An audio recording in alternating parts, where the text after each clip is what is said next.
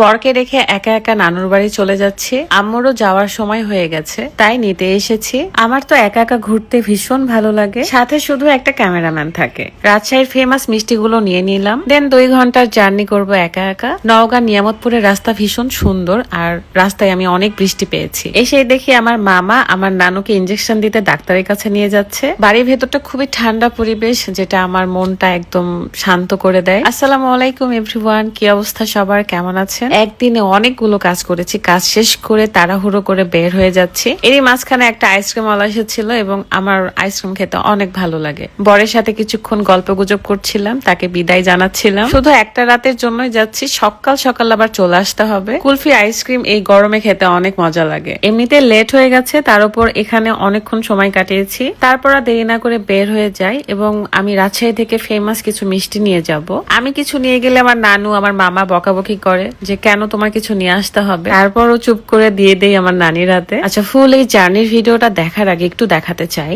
কোরিয়ানদের মতো স্কিনে গ্লো আনতে চাইলে এই 2টা প্রোডাক্ট মাস্ট ইউজ করতে হবে। স্যাফরন গ্লাস স্কিন সিরাম আর থাকছে পার্ল হোয়াইটেনিং মালাই ফেস প্যাক। এই ফেস প্যাকটা ইউজ করলে ইনস্ট্যান্ট 2 শেড স্কিনটা ফর্সা দেখতে পারবেন। তো প্রথমে আমি পার্ল হোয়াইটেনিং মালাই ফেস প্যাকটা ব্যবহার করব। কোনো নাইট ক্রিম ছাড়াই আপনার স্কিনটা ফর্সা হবে। বিউটি ওয়ার্ল্ড কালেকশন থেকে আপনারা এই 2টা প্রোডাক্টই পেয়ে যাচ্ছেন। পেজটা আমার ভিডিও ডেসক্রিপশনে দেওয়া আছে। পেজটা ক্লিন করার পর স্কিনটা এত টান টান আর গ্লো করছে, মাশাআল্লাহ। তারপর আমি ব্যবহার করব স্যাফরন গ্লাস স্কিন সিরাম, যেটা আমার ফেসটাকে গ্লাসি করে কোরিয়ানদের মতো, এমনকি স্কিনটা টান টানও ফর্সা করে। সো মাত্র এই 2টা প্রোডাক্টে আপনার স্কিন হবে কোরিয়ান মেয়েদের মতো। তাহলে দেরি না করে এখনই অর্ডার করুন।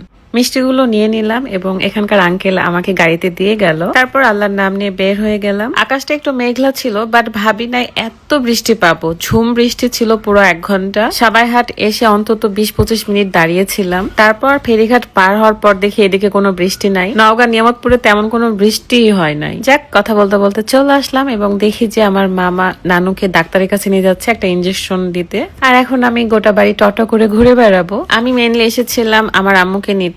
আম্মু এখানে প্রায় কয়েকদিন ছিল। নানুর বাড়িতে তেমন একটা আমার থাকা হয় না, বাট এই লাস্ট 2 বার এসে থেকেছি। আশেপাশে আমার যত মামিরা আছে, মামাতো বোনেরা আছে, সবাই আমাকে ভীষণ ভালোবাসে, স্নেহ করে, আমার জন্য অপেক্ষা করছিল। সো আমি ভীষণ খুশি ছিলাম আজকে। নানুর বাড়িতে আসা এই 2টা দিনই ভীষণ স্পেশাল ছিল। এত এত আদর আর ভালোবাসা পেলে কার না ভালো লাগে বলেন তো। তারপর দেখলাম আমার নানি মুরগিদের খাবার দিচ্ছিল, দেন আমিও একটু চাল ছিটিয়ে দিলাম আর নিজেও খাচ্ছিলাম। ছোটবেলায় এরকম চুরি করে চাল অনেক মুখে দিয়ে খাইতাম। তখন শুনতাম চাল খেলে নাকি আঁচুল হয়, তাও খাইতাম। দেন আমার মামাতো ভাইয়ের সাথে কিছুক্ষণ দুষ্টুমি করতেছিলাম। সে ভীষণ স্নেহ করে, আমাকে ভালোবাসে, আর আমাকে দেখলে এত খুশি হয়ে যায়। মামি আমাদের জন্য রান্না করে বসে ওয়েট করতেছিল, তো ভাবলাম তাড়াতাড়ি করে ফ্রেশ হয়ে একটু খেতে যাই। এত মজার মজার রান্না করছে, পোলাও, মাংস, ভাজি, ভর্তা।